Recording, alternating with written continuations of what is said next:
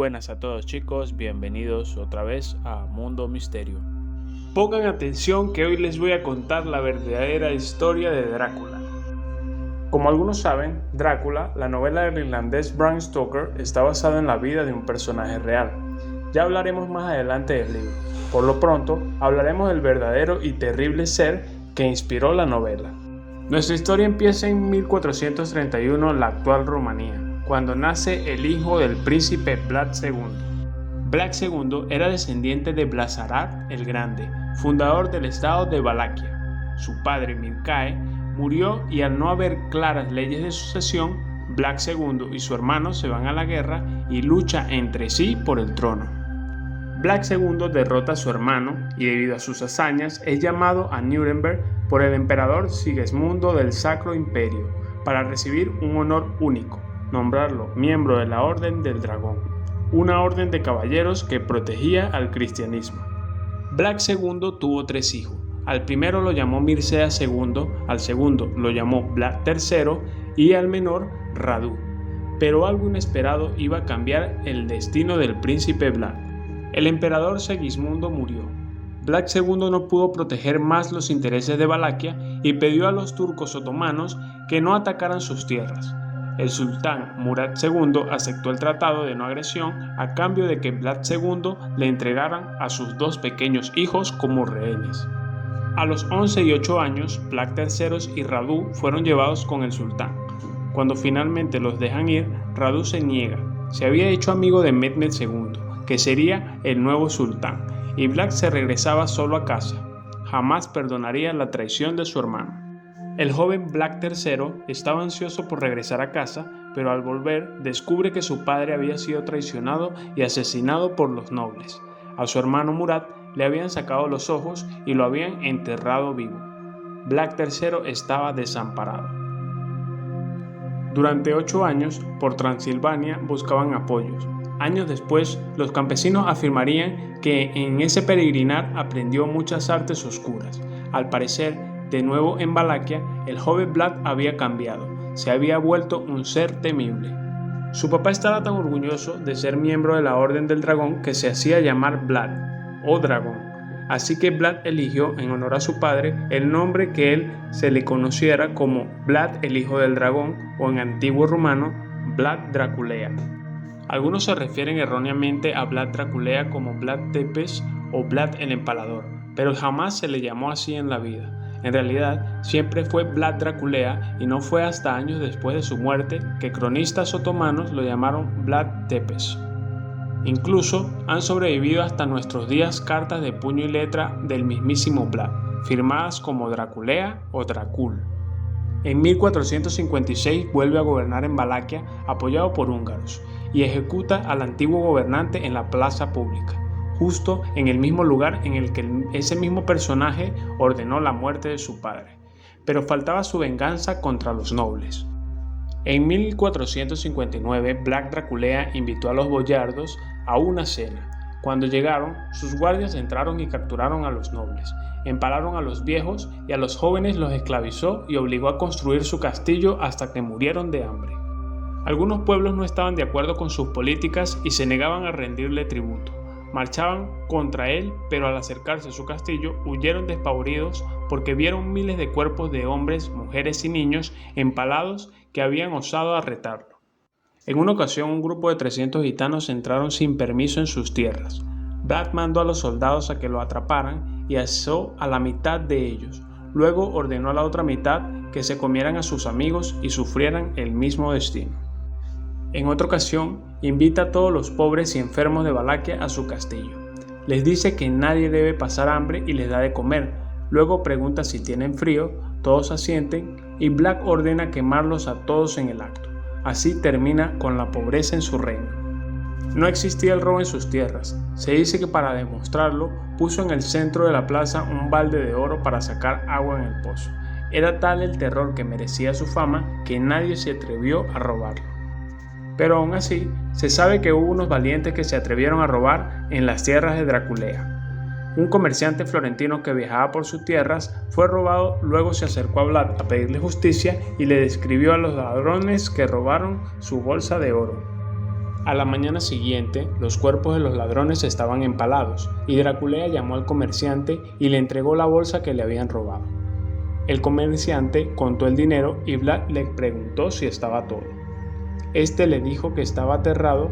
Draculea lo estaba mirando fijamente. El comerciante, con miedo, le respondió que estaba mal el contenido y Draculea se levantó rápidamente hacia él. «Sobra una moneda», dijo el comerciante, y Draculea se echó a reír y le dijo: «Mira, esos cuerpos empalados, comerciantes, tu honradez te ha salvado. Si te hubieras quedado con la moneda, ahora estarías haciéndole compañía». Pero quizás el acto más terrible de Vlad, en el que años más tarde ayudaría a formar el mito del vampiro, sería lo que hizo en Brasov. Y es que debió ser un pueblo lleno de tontos o locos para saber la fama de Vlad y aún así desafiarlo. Los habitantes se habían negado a pagar el tributo que exigía la ley. Vlad asaltó la ciudad y quemó una parte de ellas, con habitantes incluidos. Después ordena empalar a todos los demás en forma de círculo. Por alguna razón, Vlad siempre empalaba y hacía formas geométricas. Para los que no sepan qué es un empalamiento, es o era un castigo que consistía en engrasar una larga estaca de madera. Se atravesaba con ella la víctima por el costado, ano, boca o vagina, hasta que muy pero muy lentamente la víctima era atravesada totalmente y moría. Así pues, cuando la gente de Brasov estaba agonizante, sufriendo el empalamiento y muriendo lentamente, Vlad ordenó que en medio del círculo y a modo que los moribundos lo vieran, le instalasen una mesa y en ella se puso a desayunar tranquilamente a la vista de los empalados. Hay panfletos que han llegado hasta nuestros días, que se repartieron en ciudades enemigas donde lo describían como un terrible tirano, un demonio que bebía la sangre de sus enemigos. Pero ¿sabes quién lo admiraba y le dio un premio? El Papa. Le bendice, reconoce su valía y le declara protector del cristianismo, afirmado que si bien era un gobernante duro, era justo y no menos cruel que otros personajes de la época. Además, solo protegía con fiereza sus tierras y el cristianismo de los turcos otomanos. La guerra contra los turcos no empieza hasta años después, cuando Vlad Draculea, que al parecer no le temía ni al poderoso imperio otomano, se niega a pagar tributos al enterarse de ello. El sultán Mehmed II le declara la guerra. El sultán cambió de idea y le pidió a Draculea que fuera al puerto de Giurgiu a tratar con dos de sus embajadores un conflicto de fronteras, pero era una trampa.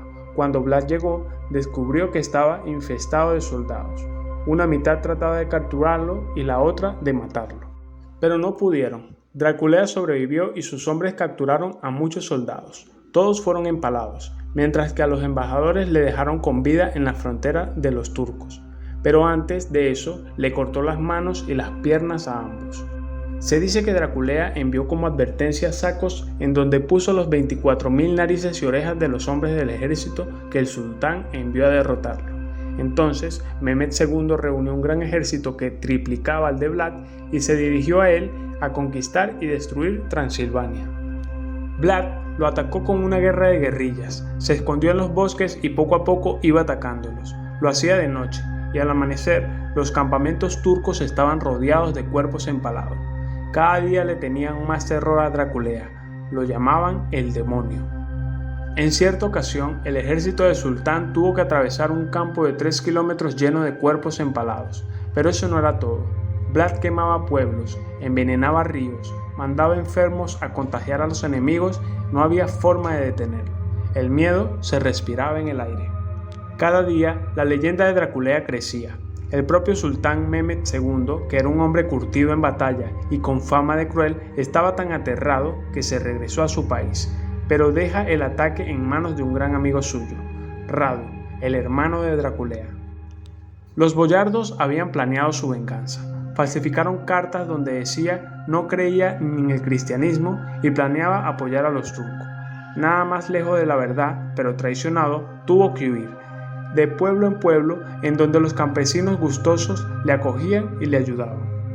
Vlad logró llegar a su castillo, pero ejércitos turcos lo rodearon. Su esposa, al ver a los ejércitos comandados por Radu, se arrojó desde la ventana de la torre del castillo para que no la capturaran. Draculea luchó fieramente, pero el castillo cedió y fue apresado. Vlad terminó encarcelado en la misma torre de la que se arrojó su esposa, pero juró que algún día se vengaría de estos hombres, especialmente de su hermano, que era el nuevo príncipe de Valaquia. Durante 10 años, Vlad estuvo encerrado. Se dice que pasó ese tiempo empalando ratas y toda clase de bichos y animales que entraran en su celda.